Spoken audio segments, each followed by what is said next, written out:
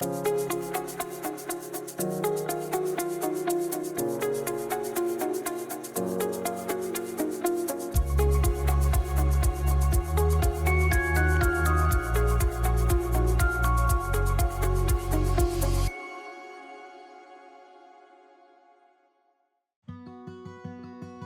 name is Rudy De Nolf, and I am the curator of the Lace Museum here in Bruges. We are here in the old school of the Sisters Apostolin, where since the beginning of the 20th century, lace is taught to young girls originally, and nowadays we have here the Lace Center, who is open to a large public. We have the workshops, and we also have at the ground floor a museum. The story of lace starts around 1500. It's originally a small ribbon around your neck, your collar. It's growing during the centuries. We know lace as a product of luxury, extreme luxury. For instance, in the 17th century, you find it on the paintings made by Sir Anthony van Dyck.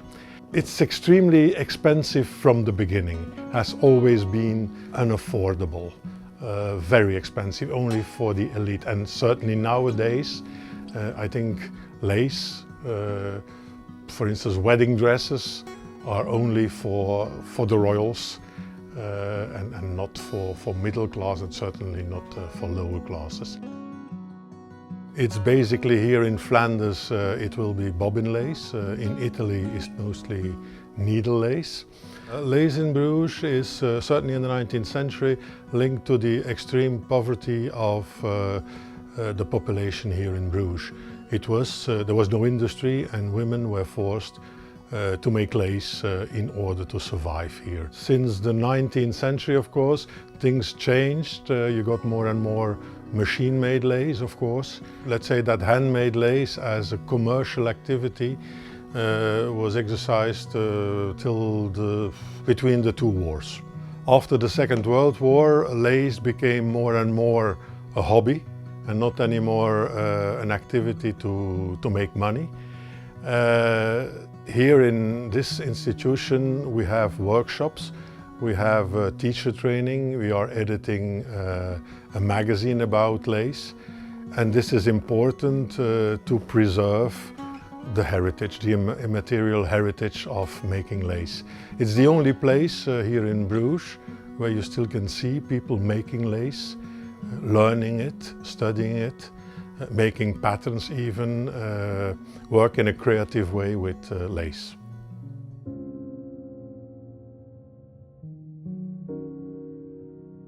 They always ask us, what is Bruges lace? There is no real Bruges lace. What we make here, what the people make here, are the different types of lace.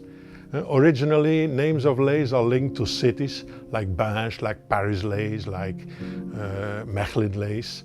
But nowadays, all those types of lace are realized on different places. Here, for instance, for the formation, the teacher formation, they learn most of the types of lace. It's a craft. It's arts and crafts. It lost his practical use as in household, in clothing. Nowadays, what is learned here and what is made is just crafts or even art. You have in lace, you have a lot of levels from what you make as a beginner and what you can make after several years of practicing. The absolute top is Bruges, and that's so fine that they called it witchcraft, because you needed to have super talents to realize it. Lace making is something completely atypical. I mean, we are living in a time where everything has to go fast, gaming, internet, and here lace is very slow. In an afternoon, in 2-3 hours, you make a stamp, just a small piece of lace.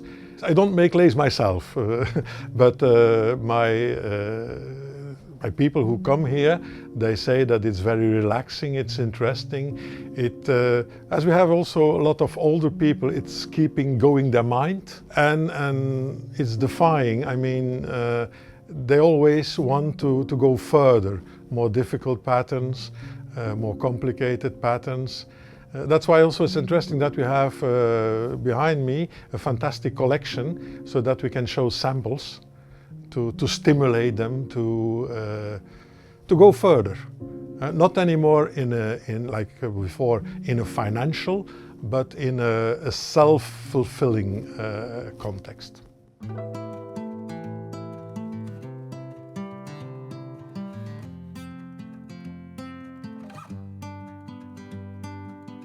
So actually we have every afternoon we have a workshop open to adults, and then on Wednesday afternoon we have youngsters, we'll not say children, youngsters, coming here to learn the old tradition. Teacher training is important. That's over 4 years, very intensive, 1 day a week. But when you end this formation, you are really a lace specialist. And this is particularly important for us, that the tradition would not be lost. It's the only way to, you know, if we lose one generation, it would be over. I'm especially proud of what we are doing on Wednesday afternoon, the youngsters training, because yeah, it's important that, you know, I know that they just do it between 9, 10 and 16. Afterwards they have other things to do in life. But we realize also in the adult workshops that people come back when they have children growing up and they restart, and it's something like biking. After 30 years you restart and you still have it in your hands.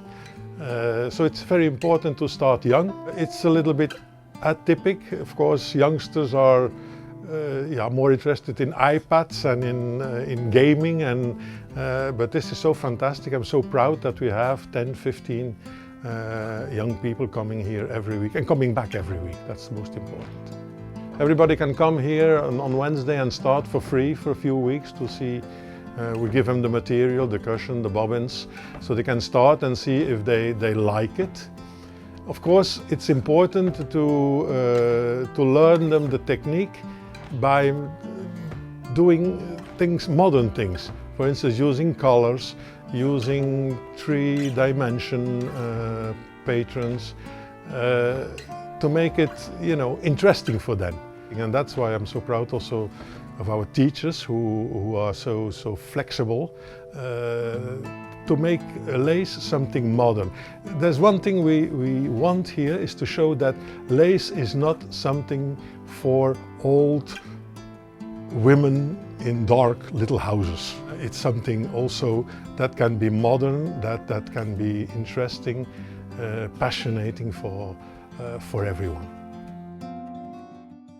On a financial base, income here, we are a small association, a private association, and our income comes basically from a magazine that goes worldwide, 4 numbers a year, with patterns, so that goes to the States, that goes to Japan, to Brazil. We have a shop with specialized materials, bobbins of course, that you cannot find in the Brico Planet, for instance. All that kind of things. For the last few years, we also have a web shop. We need to modernize, to make money by that kind of things. It's difficult. There is no. I understand perfectly that the city cannot give more money because there are a lot of other things, other cultural and heritage important things. But we try to survive. The COVID period was extremely hard because we had to close our museum, who is also one of our income. And I hope that we can now definitely restart and go further with this keeping of the heritage.